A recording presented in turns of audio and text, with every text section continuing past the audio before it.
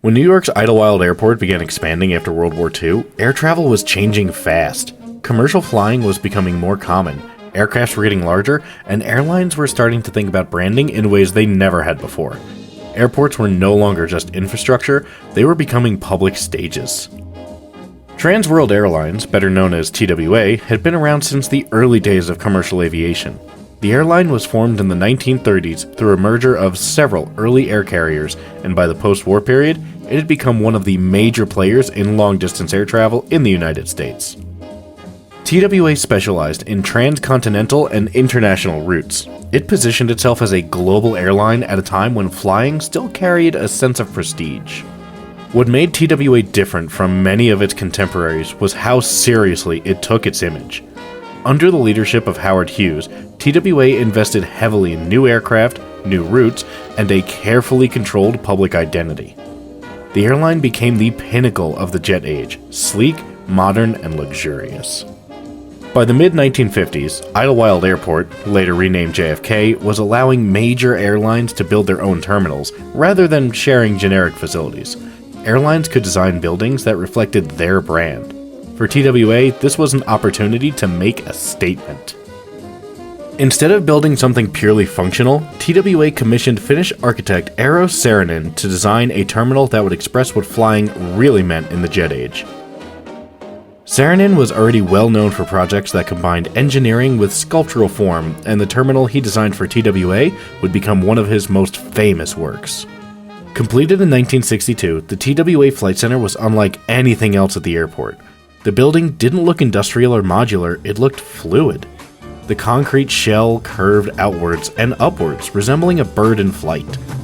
Inside, the space flowed without curved corners, sweeping staircases, open sightlines, and red carpeting that reinforced the sense of motion. The design wasn't just about appearance, it reflected how air travel felt at the time. Flying was exciting, formal, and aspirational. Passengers dressed up. The terminal treated travel as an event rather than a chore. Even the signage and furniture were custom designed to match the overall aesthetic. In many ways, the TWA terminal represented the peak of 1960s modernist optimism. It assumed a future where air travel would continue to grow, airlines would remain stable, and architecture could shape how people experience technology. For a while, that vision seemed accurate. Unfortunately, aviation was changing faster than the building could adapt. As aircraft grew larger and security requirements increased, the terminal's layout became less practical. It was designed for an era before wide-body jets, before modern baggage systems, and before post-1970s security screening. At the same time, TWA itself was struggling. Deregulation of the airline industry in the late 1970s increased competition and reduced profit margin. Years of financial strain combined with debt and management issues weakened the airline.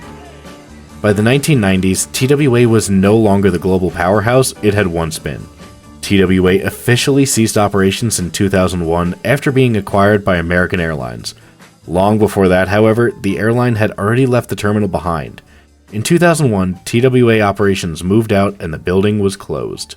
For years, the terminal sat empty, but because of its architectural significance, the building was designated a landmark, which protected it from demolition, but also limited how it could be altered.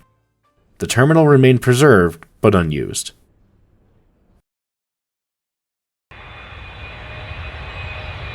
Eventually, in 2019, TWA Hotel opened, built around the restored terminal. Rather than converting the main structure into guest rooms, the developers preserved Saarinen's design and used it as a central public space. New hotel wings were constructed behind it, leaving the original terminal intact. Inside, the hotel deliberately leans into the TWA's legacy.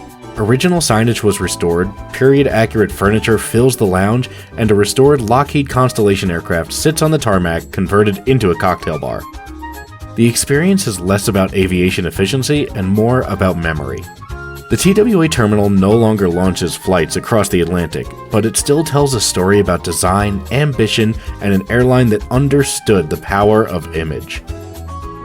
In a place defined by constant movement, it remains one of the few spaces at JFK International Airport where flyers can finally slow down and see that time has stopped.